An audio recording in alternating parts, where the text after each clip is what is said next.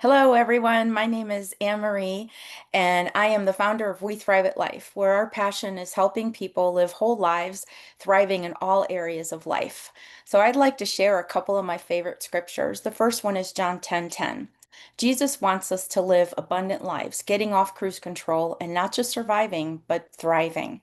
And in case if you're wondering if he truly wants that for you, I'd like to share another favorite, 3 John 2. He calls us his beloved, and his desire above all things is that we prosper and are in health, even as our souls prosper. So if you're taking time to prosper your soul, those other areas will also prosper. Jesus is proposing holistic health encompassing spiritual, physical, emotional, and financial health, with the spiritual health of the soul as the foundation for our overall well-being. And I'd like to add one more to that. As you think you are in your heart, that is who you will be. So, are you heart healthy with your image? That is very important, especially today. If you think you can't, you're right. It's very important for us to see ourselves whole and healed in our minds and in our hearts as we follow along on this journey of life. So, I wanted to share to build that for our foundation for today. We're going to focus on the physical aspect of prospering, and I have the honor of having my bestie with me, who I've known since before she was born, my sister Stella. Stella is a registered dietitian with a master's degree in nutrition and certified gerontological specialist. She is currently working in the greater Hartford area. She specializes in long-term care, providing quality care for the elderly and end-of-life care. She also specializes in community nutrition via telehealth services, including GI disorders, hypertension, diabetes, weight loss, and general health and wellness. Welcome, Stella, and thank you for taking your precious time out today to be with us. I'm so excited that you're here. Um, and our theme today is nutrition made simple because we both live or try to live a very simple life. So we're going to chat about how to make nutrition easy and practical. And we also have some questions from our wonderful listeners. And I thank them ahead of time for submitting their questions for our time together. So the big question is, what is balanced eating and is that possible for us, Stella? I just want to kind of go back. I know Anne Marie just introduced me, but I'm sure many of you listening to this have known me for a long time, me living in Florida, and I used to be a lot younger. I can't say smaller because I think I'm still the same I was before.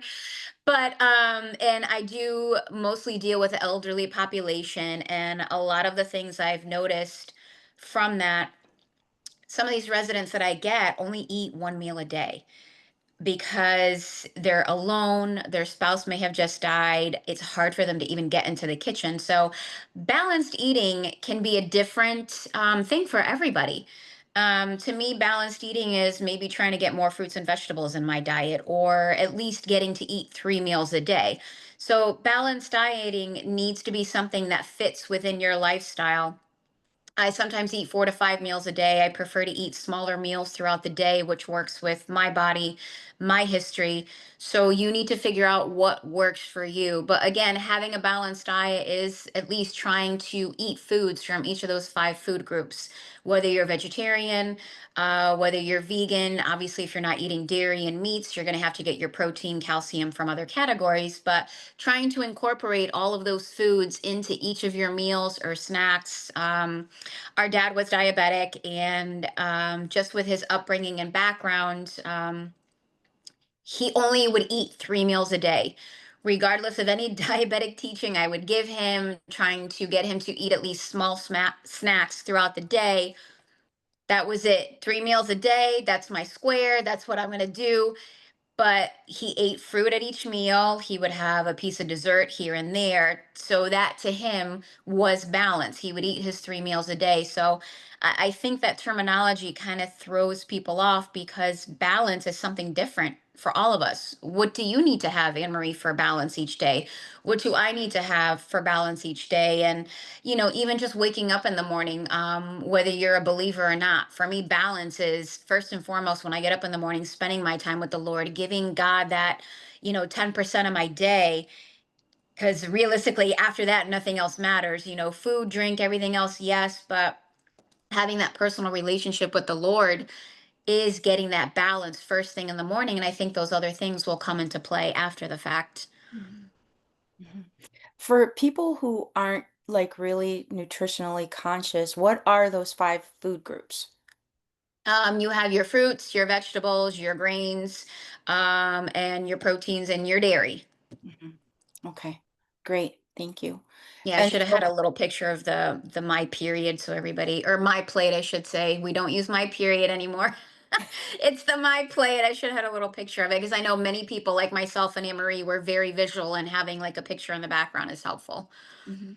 And we can post that in the chat with the link. Okay, So perfect. when you get it, we can do that. So a lot of people think that breakfast is the most important meal of the day. How do you feel about that? Especially with, I know there's a lot of people that are, especially me, I could eat, I'm not a big breakfast person. I'm good with a cup of tea or maybe a piece of fruit, but there's also people who are, um, intermittent fasters who eat their last meal at night and then won't eat until maybe lunch or dinner the next day. So, do you think that it's important to have breakfast, or is that just a myth that doesn't affect all of us? I do think it is an important meal. It doesn't necessarily have to be the most important meal of the day. It does jumpstart your body, it does jumpstart your metabolism. But again, working with so many clients in the community, I have people and just residents themselves. I have residents that don't get up till 10 o'clock. Hmm. So I have to adjust and help them through their schedule. And if breakfast for you is 12 p.m. at that day, then you make the most of it. So you try and eat what you can at that meal to be nutrient dense and nutritionally sound. It doesn't have to be eggs, doesn't have to be this or that. It just needs to be where it fits your body, it fits your lifestyle. I have people that get sick if they eat too early in the morning. So to Right. constantly make them feel like, well, this is the most important meal of the day and you have to do that, it's just not going to work for them. And it's going to turn them off. Hmm. So whatever meal you do start with, whether it's lunch, I think starting at dinner time is a bit too late in the day, but Yeah. that's just me. Just make it fit your lifestyle and try to get and incorporate those five food groups however you can into that meal so you're getting your nutrients in. People focus so much nowadays on the macros of everything, their protein, their fat, their carbohydrates. But as we get older, and as, like I said, I deal so much with seniors, your vitamin D levels can go down.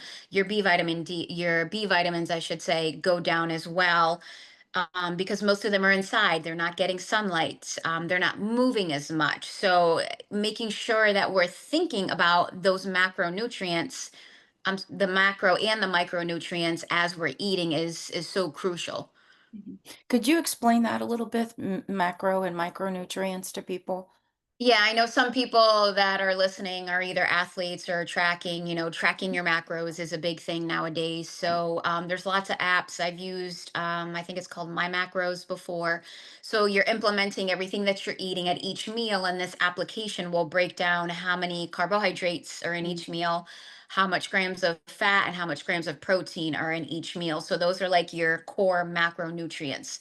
Your micronutrients are just those other things that your body needs to survive. You need vitamin D, your B vitamins help with energy.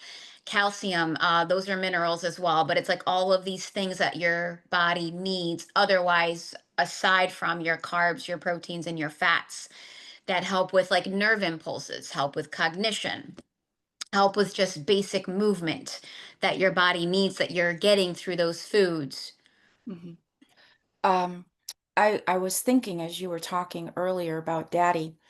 And I remember that when he was in his last days and he was here, there was a lot Mm. of times where, uh, you know, I wouldn't be having my breakfast, so to speak, until like 1 or 2 o'clock in the afternoon. And I was just reminded to share with people that, we have different seasons in life, and not Mhm. every season are we able to or should eat a certain way. So it's not about perfection. It's about listening to the Holy Spirit and listening to our bodies as to how we eat at that particular time. Because I know some people have a hard time eating when they're overly stressed. They either won't eat at all, or they'll binge eat and eat the wrong things. I know it's important, like you were saying, to have like these, I mean, if you think of it as a reservoir where we're always putting in a little bit of water, I feel that if we let the reservoir get too low, then we won't make uh the good choices. Our bodies will be so hungry that we won't make better choices for ourselves, because it's kind of like going shopping when you're hungry. Yeah, You worst time ever to go shopping, and I've definitely been a culprit of that. I know, come home and I'm like, what is this? I don't eat this. I know. What are you doing in my kitchen? Yeah, and I wanted to just, the seasons matter too, because like you were saying before, and we could go to supplements for a second, is that I am not a big supplement person, but I do know that, sometimes they're good for you. Like I started taking vitamin D because I'm not outside a lot, even though I live in the Sunshine State.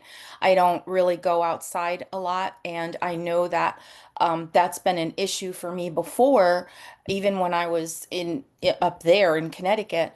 It's always, so I try to take a D supplement every day. And some people can deal with supplements and some people can't. So how do you feel about the whole supplement situation?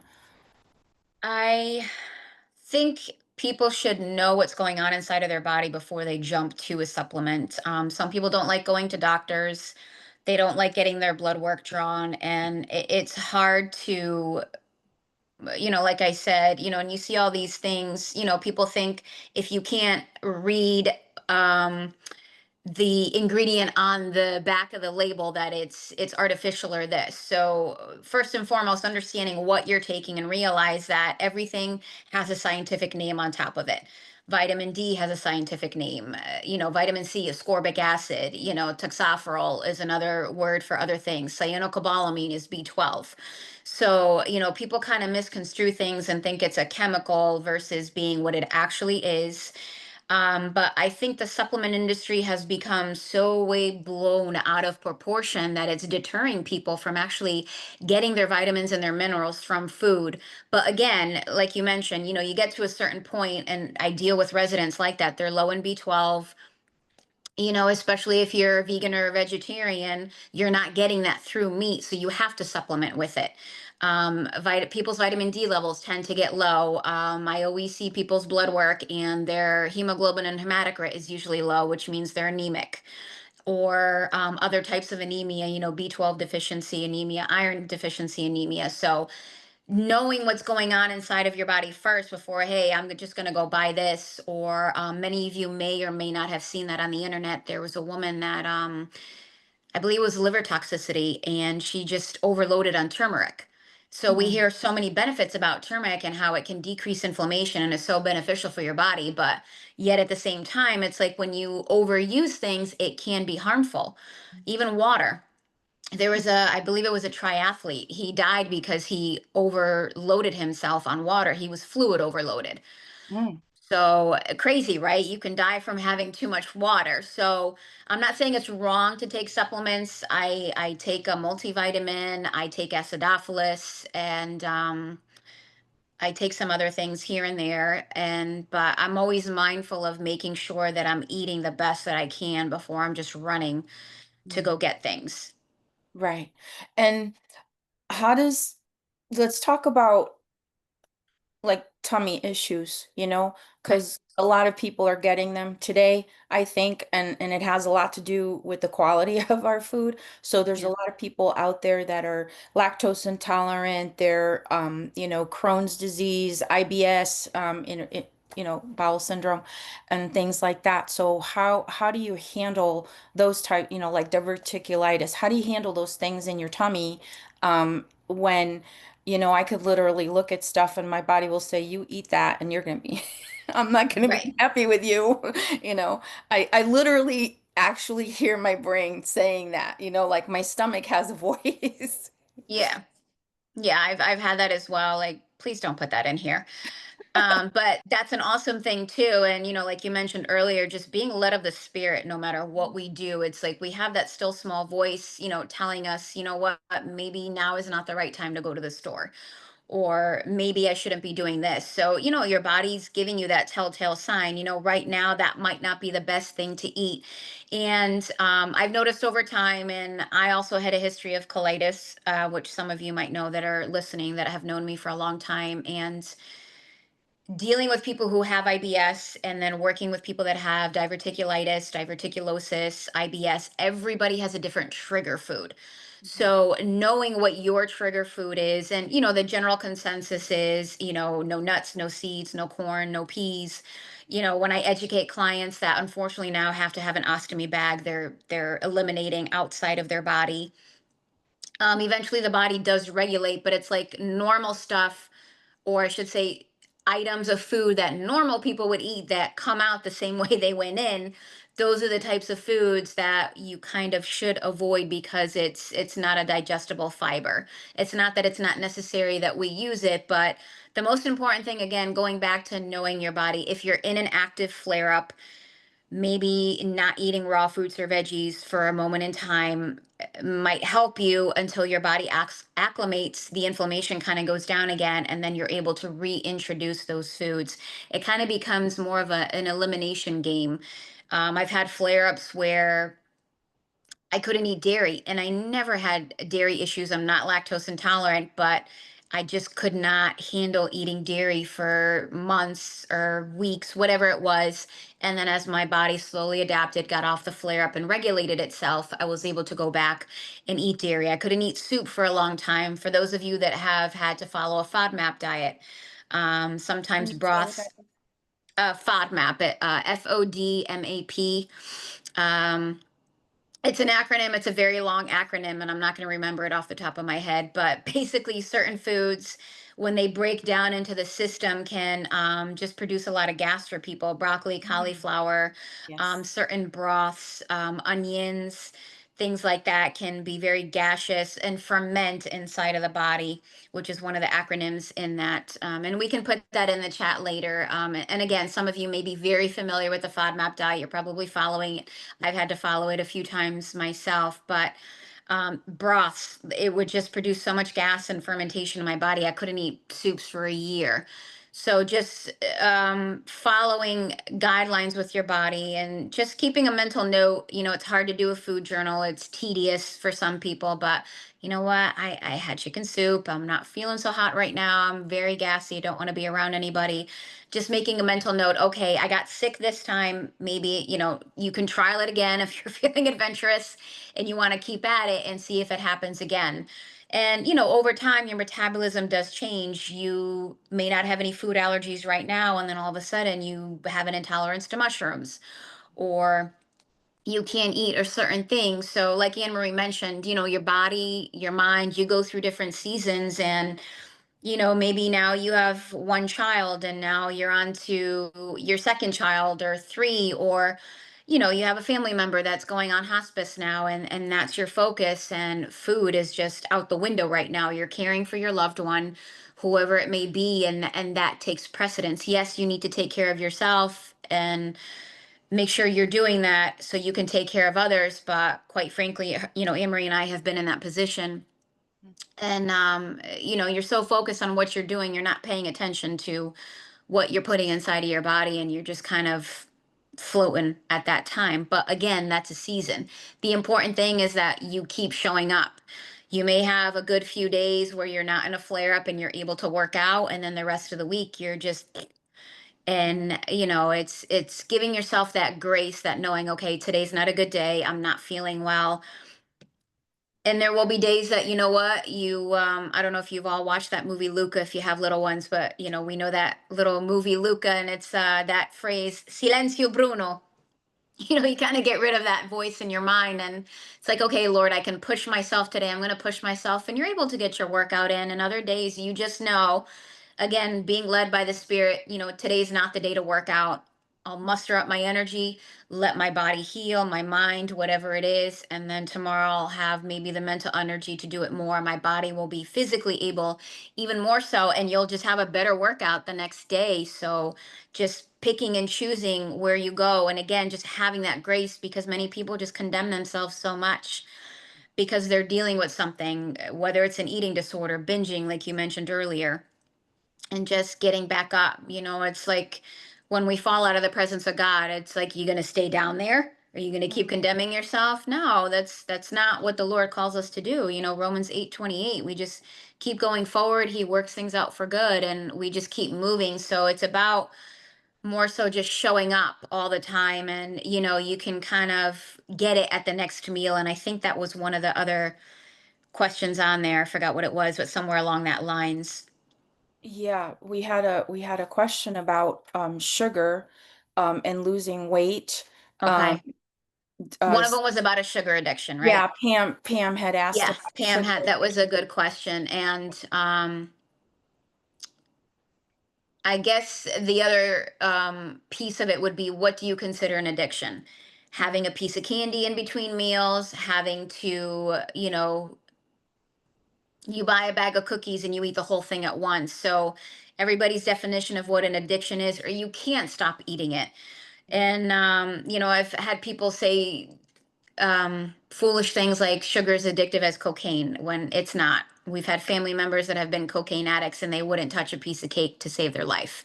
Right. So there's different mechanisms in the brain of how the body just processes a drug versus having a piece of cake or doing other things. It just causes this, like, you're happy when you eat cake or chocolate. It makes you feel good.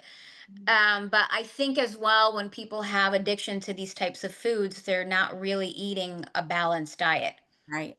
And I Right. know for myself, when I do follow a plan, I measure my food out. I'm not saying that that's for everybody, but that's what works for me. I work two jobs and I'm constantly on the go. If I don't plan ahead, it's like, you don't plan, you plan to fail.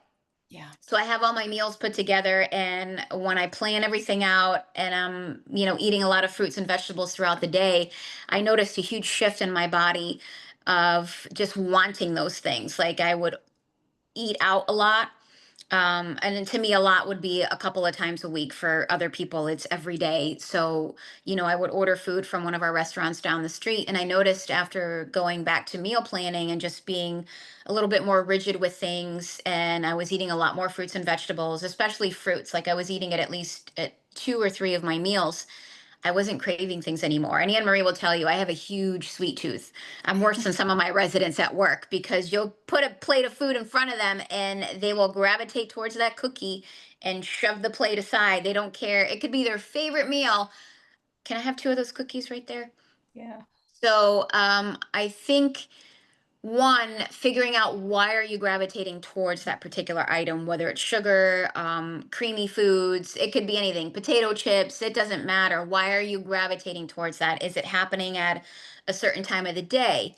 Did a traumatizing event just happen? So all of those little things to kind of think about in the back of our mind. Well, why is this such an issue for me? And like you mentioned, some people, when they're stressed, they eat more. Other people don't eat at all, and they start losing weight, and then that becomes an issue where malnutrition comes into play. So I think, first and foremost, just taking a look at your diet, seeing what you are missing, what you could eat more of as something that is nutrient dense, to kind of help eliminate that craving. And what was the other thing you said that they mentioned?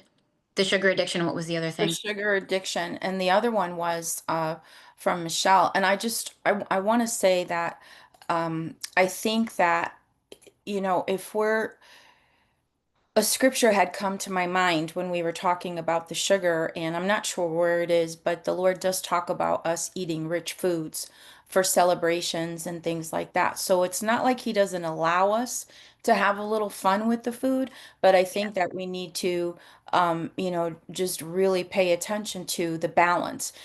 Too much of one thing it's kind of like Paul said about grace, where, I'm not supposed to take that grace as an opportunity to sin. And please, I'm not saying that eating bad food is a sin. What I'm Right. saying is that don't, take a lot of leeway because of, and just recognizing where you are right now, like your seasons, because right after daddy passed, our dad passed, not too long after I was diagnosed with cancer and I had surgery. And at that time, there was months of recuperating, healing, and that type of thing. And I remember saying to you, I am craving meat like I've never craved meat before. And why is this happening? Because I was like, I want a burger or I want a steak. And that's usually not like me. I'll incorporate it in my food, but it was like this need to have it. And you had mentioned that.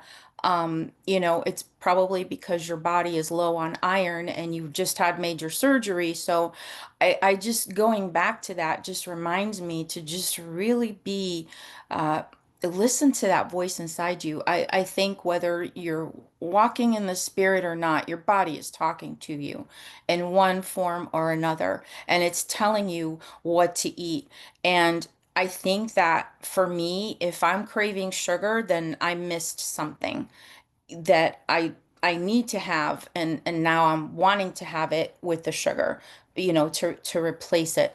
So just really fine tuning, the our bodies, because it is like a computer or whatever you want to call it. Whatever you put in is the output that you're going to get. So you want to, what output do you want to have today? Do you want to have good output or do you want to have not so great output?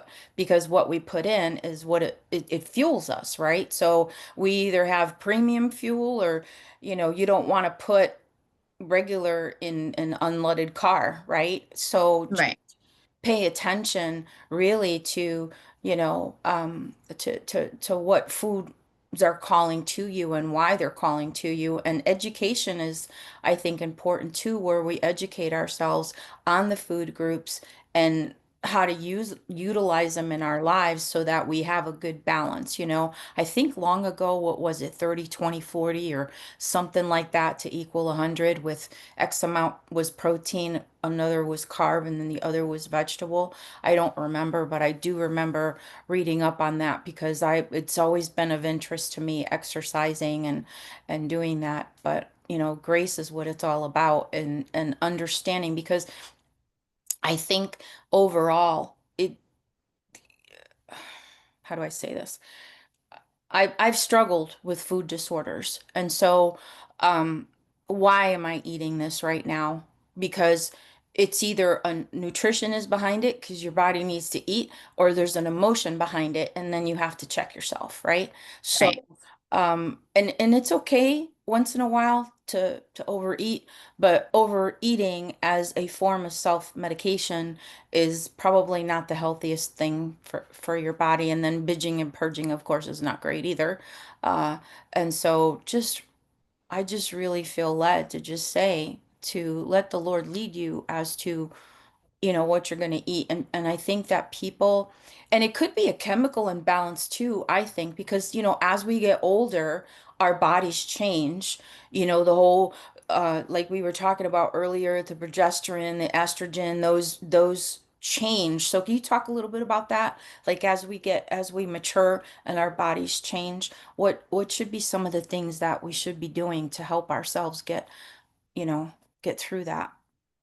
So, um, I know many people deal with like lack of sleep and, the body's changing, things are moving up or down in directions where they shouldn't be.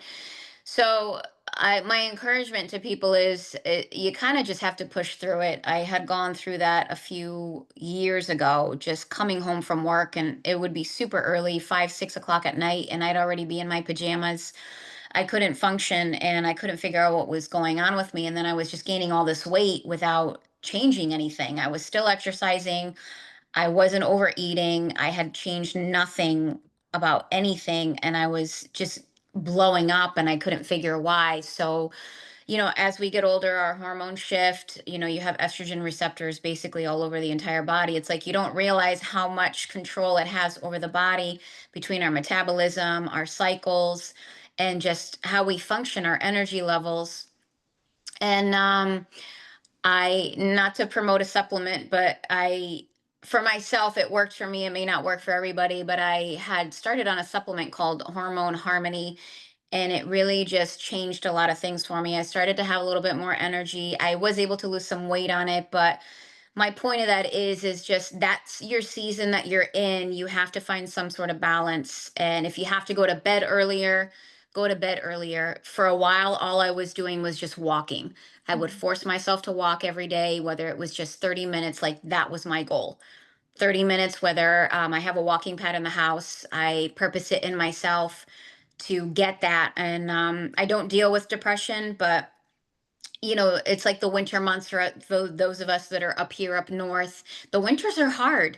It gets dark at 4 p.m. Nobody wants to do anything. It's so hard to force your body to go outside, even to grocery shop. Never mind trying to get to the gym to get a workout in, just to get outside and to grocery shop. So I purposed it in my heart and my mind. I said, Lord, I need to do something for myself this year. I don't want to go back to that pattern, and I know that's something I need during the winter. And it was like the best purchase I made. So try just walking, even if it's just make that your goal, go outside, do 30 minutes. If you have to break it up throughout the day, if you can still lift weights, lift weights. Obviously, make sure that you are physically able to do so, you don't have any injuries.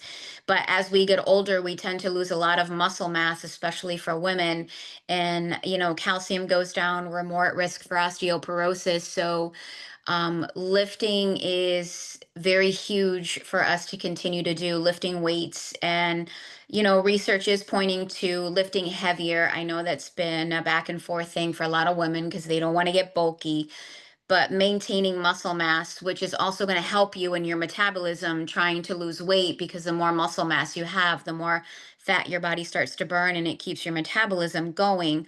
So just, making little adjustments here and there. But like I said, even if you're just walking every day, which I know just helped me mentally, just getting outside and knowing I was doing something for myself, even if my body was changing, I didn't have to change my mental status because of it. It's like, okay, Lord, you're allowing me to go through this season. This is what my body's doing now. I'm not going to let that spirit of fear and insecurity come at me, because in this day and age, people have so many fillers in their face. It's like, you're ready to just pull your lip over your head and swallow. It's just, so much pressure, for these young women and us women as we're getting older to look a certain way. Our body has to look a certain way. Listen, we only need to please Christ. We're not here to please man. We're not here to please ourselves. When we look in the mirror, we should be saying, Lord, are you pleased with this? What's going on inside of here? Regardless of the the exterior. We want to look good for the Lord. We don't want to be like, frumpy and, and whatever. We should have the light of the Lord shining through us, and that's what should be, um that's drawing people. But, our mom always taught us, to look good for the Lord. And even my apostle, we have a beautiful apostle over our lives. It's like, to always look good for the Lord, because people should want what we have, but it should be the Jesus in our lives. And um kind of off topic, but I think that's the center of everything, just having that relationship with the Lord. We don't need to let that spirit of insecurity come at us. We're children of the King, and making sure our lives and our heart are in right standing with the Lord is going to coincide with getting you through that season. And magnesium is also very helpful for some people. I've noticed, I've taken it myself. There's many types of magnesium. Try to avoid magnesium citrate, because that is a stool softener. Unless you're constipated, but you're taking an adventurous trip if you buy that magnesium. There's magnesium threonine, which actually crosses the blood-brain barrier. What's the other form I've taken? Magnesium glycinate, which is better on the tummy. So just finding one that works for you. For a time and for a season, it did work for me. And then other times I found that I was just waking up in the middle of the night and my brain was just like, okay, what can we do? And I'm like, it's time to sleep. It's not time to clean. It's not time to clean, to do laundry or anything else. So, it's kind of hard to make recommendations for people for the general public because everybody's different. Some people, take sleeping gummies and, but magnesium was definitely a big thing and I know is helpful for other people. Some people take herbal blends and, you have to find what works for you. Taking a multivitamin, you mentioned your vitamin D, that's also very helpful, but any type of exercise that you can do a few times a week just to give yourself a small goal will just make you feel better just all around, whether it's mentally, physically, spiritually. And then again, it's just a season. It is going to pass. It did pass for me. I do have days still that I'm just exhausted and I'm like, you know what, today's just not a day. Tomorrow I can go out for a walk, I can lift, I can do this or that, but just making sure that you're trying to get adequate sleep first and foremost is definitely a big goal to try and get. And magnesium should help with that for some people. And then just, following that step after that to see what works and what doesn't work. Mhm. I also think, and I think science backs this up, is having more isn't necessarily best because your body just excretes it anyway, right? The vitamins. So the best thing to do is to go and get checked out and see where you're lacking and look into things. If you're not sleeping well, melatonin, if something's happening in your body, I mean, don't be your own doctor, but seek out somebody like Stella or somebody that knows something about nutrition, because if you're not getting it nutritionally, then you have to kind of add some, like me with the vitamin D, to your mix. But adding everything to cover all your bases isn't Right. You do great. have water soluble vitamins and then you have your fat soluble vitamins. So it's like over time, like vitamin A in the elderly, that's one of the vitamins that tends to cause toxicity in some of them because it's just overloaded and the body tends to store it. So you want to kind of pick and choose your battles. Like for some of you that do take multivitamins, you notice that your pee sometimes is neon. So Mhm. that's your body, like you said, excreting certain things, but again, just, oh, I should go take this supplement, or this person looks this way but and they take A, B, and C. You can't focus on Karen when Stella is dealing with this, or this person, like you mentioned, everybody has a different GI tract, everybody has a different GI tolerance.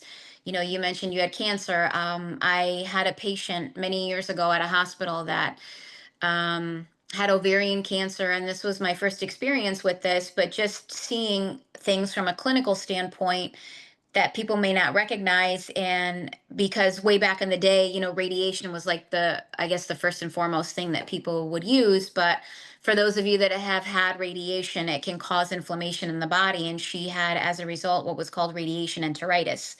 So her intestinal area was inflamed and she constantly dealt with bowel obstructions. Mhm. So she had to go on and off low fiber diets, and she was also obese. So your first perception of this person is, well, oh, they're so unhealthy. Mhm. And, they're not taking care of themselves. They're not exercising. They're not doing this. But it's like when you listen to people's background and what they've been struggling with, you have to have empathy for this person of what they went through. And it's like, okay, how can I meet you at this stage in your life now? How can I help you with what's going on inside of your body? And, we hear about fiber, it's very beneficial, and we need it to constantly keep our bowels moving. It helps move things out, increasing your fruit and vegetable intake to get that fiber intake to help reduce colon cancer and things like that. But then you get patients like this that have to be on a low fiber diet. So it's just having that balance of knowing what to do and what not to do for your own body and what you can tolerate is huge, and not going by what the next or current influencer is telling you that really shouldn't be giving you nutrition advice at all. Mhm. Yeah, because there's a lot of those YouTube commercials that come on that I know I see them myself. It's like drink cold water. Don't drink cold water. If you have, Eat fruit. Don't eat fruit because it has too much sugar. Yeah, it's just, eat this much protein or take, you can use this artificial sugar, but don't use this artificial sugar because now it gives you AFib. And, if you're diabetic, you shouldn't eat sugar. You should do sugar free. And now this whole thing with, the Coca-Cola, cane sugar versus the high fructose corn syrup, it's like it's no wonder that the American public is so confused Mhm. nowadays. They just don't know what to do with themselves, and then it's just a back and forth of, well, you're being political and you're doing this and you're doing that. It's yeah. I think that the closer we get to nature with our food, meaning unaltered and in its purest form. I mean, some people can't afford organic, and that's okay. I don't get everything organic myself, but if we stick to the things that are natural, where there's not, 50 ingredients in something, I think that's better for our bodies. And if we stick to things like that, where there aren't a lot of chemicals that can alter what's going on inside of us, would you agree that that's like kind of the best way to go? It can be for people, but it's like I'm very careful to say that because also with processed foods, Mhm. there's actually a list of what's considered processed and a level of what's considered processed. Your loaf of bread is a processed food, believe it or not. Mm, Kefir is a processed food. Things have to go through a process. When you make banana bread, it just doesn't pop out of the oven. No, you have to right. put a leavening agent in it. You have to put flour in there. It has to get mixed a certain way. It goes through a process. So, yes, making sure you're eating fruits and vegetables, decreasing your intake of overly, prepackaged items because they do have more salt in them. They do have more preservatives in them. But listen, you want a Debbie's cake? Have a Debbie's cake. Mhm. So that just goes back again to having that balance in your diet and not condemning yourself because you wanted to have a little treat here and there. Right. So I just Yeah. wanted to make sure I say that because, we're getting into just this stage with everything going on around us about this is natural, that's not natural. This is okay and this is not okay. And making sure you read labels. And I understand that. And like you said, if you can do organic and that works for you and your family and your budget, do so. If it doesn't, then you do what works for you. For Mhm. times that I've been a flare up, I've had to live off of canned green beans. Mm, For mm, a lot of people, eating a canned food item is poo poo. You yeah. don't do that. That's the most unhealthiest thing ever.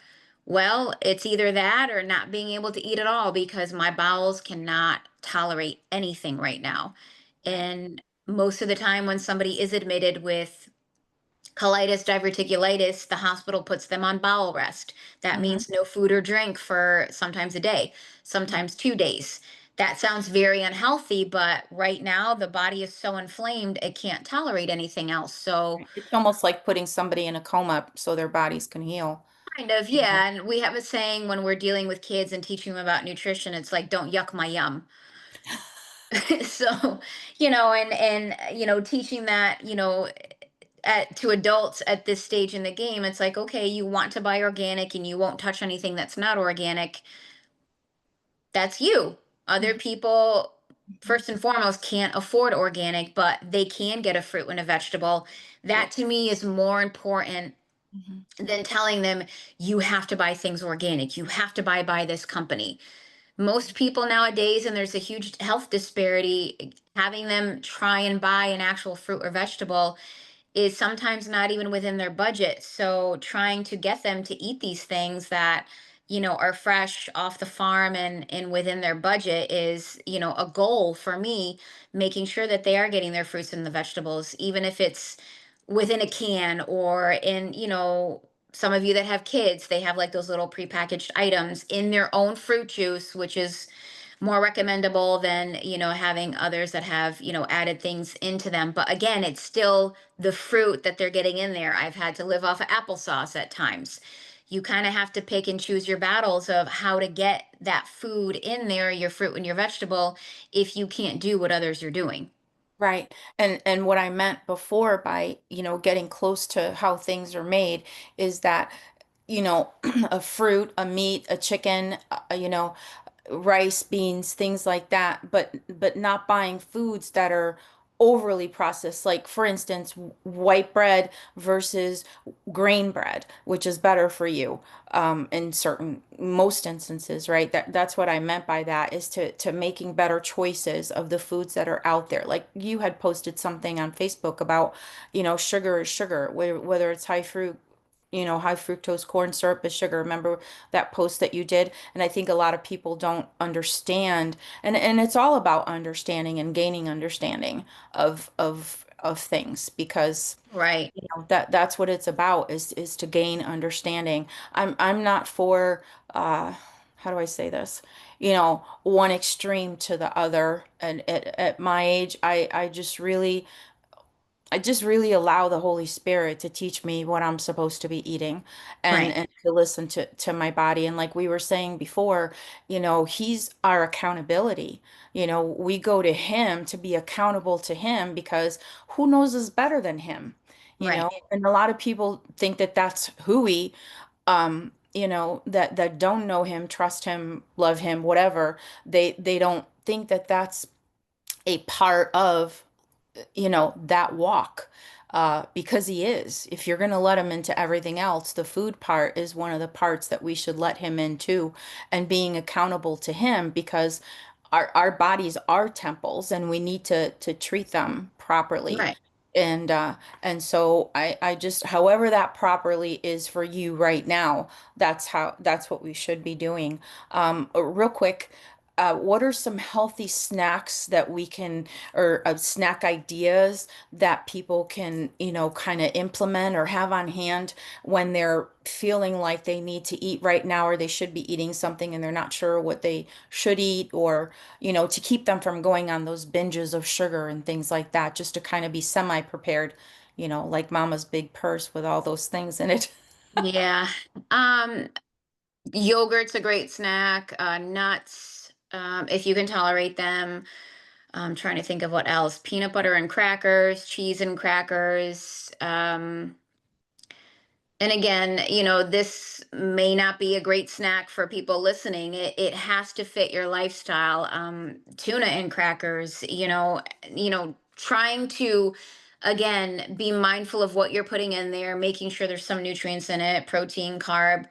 It could be a smoothie, could be a protein shake. It also, and again, this is why my job is hard being in long-term care because I have residents that come from the hospital and the hospital sending them over with a low fat, low salt, 50-gram saturated fat restriction. This patient is 90 years old. At this stage in the game, that's not something they can follow.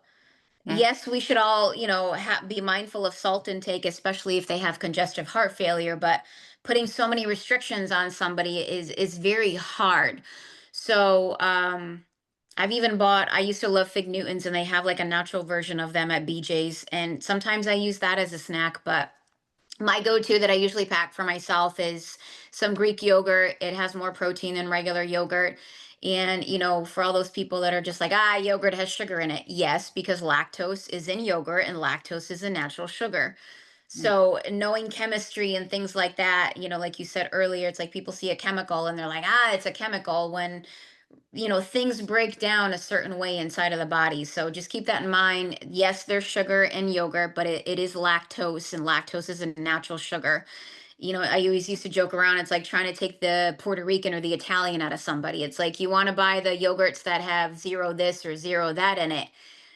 In a way, if you look at it, that's more processed than the actual yogurt you're buying that has fat, that has carbohydrates in it. So just keep that in mind. But if that works with your fitness goal and your lifestyle goal, that's fine. But yogurt and fruit is my go-to.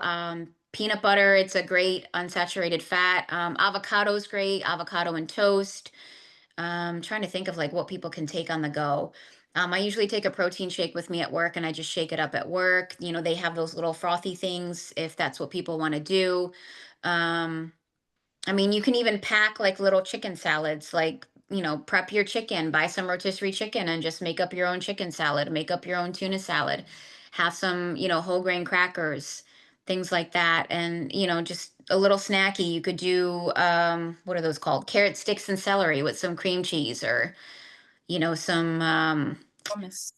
hummus. You could do hummus as well. I'm not a fan of hummus. It just doesn't sit well with me. But what Yeah. are those little cheeses? The bluebell cheeses, the ones that have like the wax on them and you peel it off.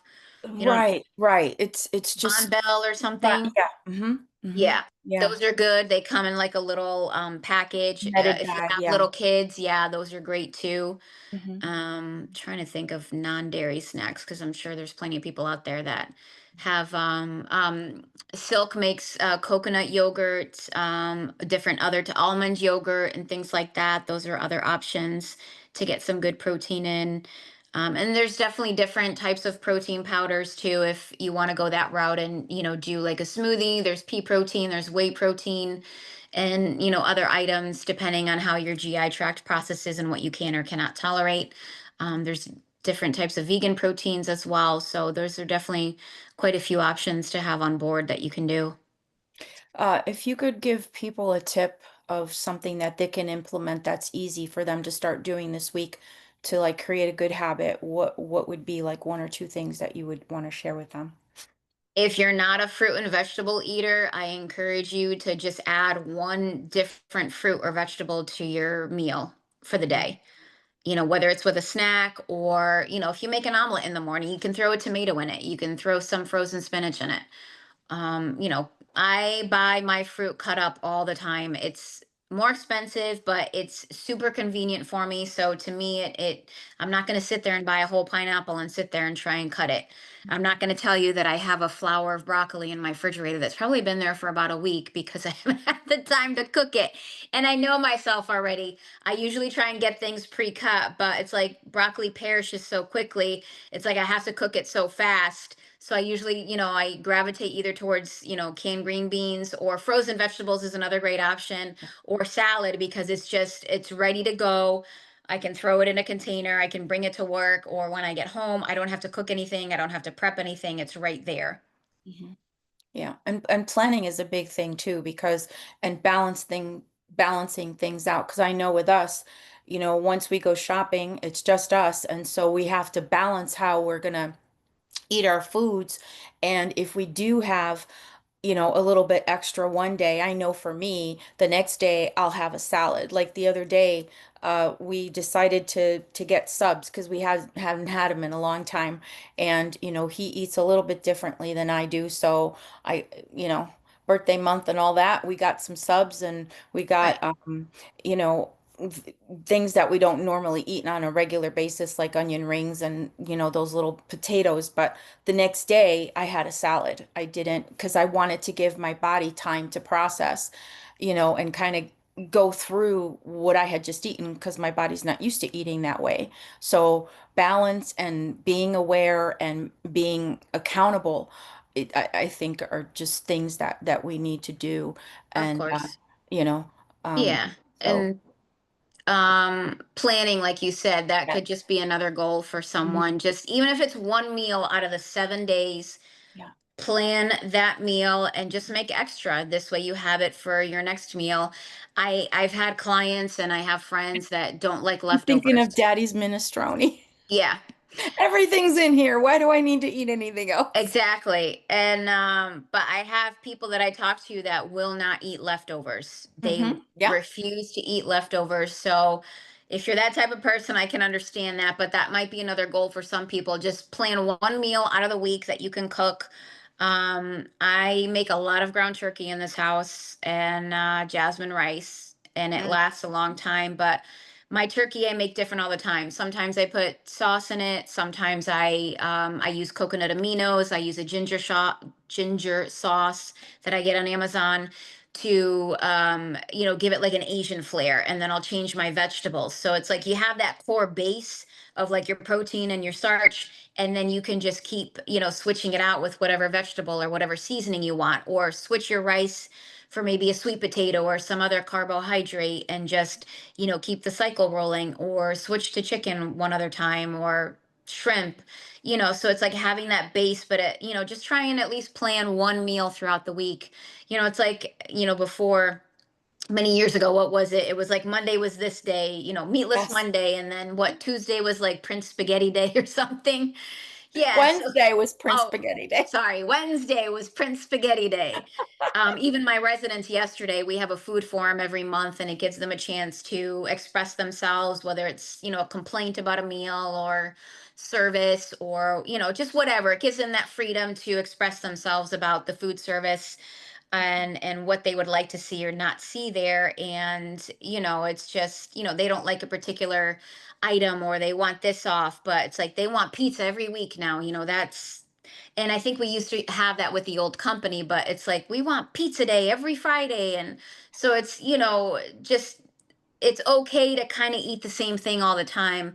Yes, you want to get different nutrients in and you can work around it, but I saw, actually, let me read it because it was just kind of hilarious for um people who have little ones, and for those of you that might be a caretaker, that's a big thing too. If you have a loved one in the home that has dementia, Parkinson's, Alzheimer's disease, it's like they kind of revert back to almost like a child of their eating patterns.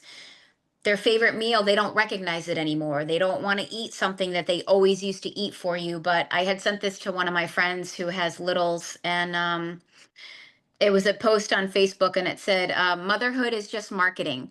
My toddler hates fish but loves chicken. So last night for dinner, I told him the salmon was beach chicken, and he cheered, 'Yay, beach chicken!' and ate the whole thing. It's not lying; it's rebranding. Know your customer." So, That's awesome. And that's good um, though. Know your customer. You're your own customer. You have right. to know who you are, you Yeah. know, and give them, accordingly to what they need and what would be good for them. So, Yeah. but I want to thank you for being here and educating us and blessing us with tools to better equip ourselves to take better care of our bodies. And if you all have any questions, you can send them to my website, We Thrive at Life, or We Thrive at Life at gmail.com, and our school group, We Thrive at Life, and we'll be glad to answer them for you. And we'll post the episode, and you can answer through social media as well if you have any other questions. So I just want to thank you and just pray a blessing over your bodies that the Lord would just bless you and keep you, his face shine upon you, and give you the peace that you need to live the thriving life that he died to give you. Thanks so much, Stella. Thank you all for having me and taking the time out to listen to this message. And we pray it just encourages you, especially in your walk with the Lord. Just, if you've fallen by the wayside or whatever it is, or you're just struggling through whatever, season that you're going through right now, know that the Lord is there for you. And just, we love you all. And for those of you that are not believers, we just tell you that Jesus loves you and he is there for you. Amen. Amen. Thank you so much. Bye bye.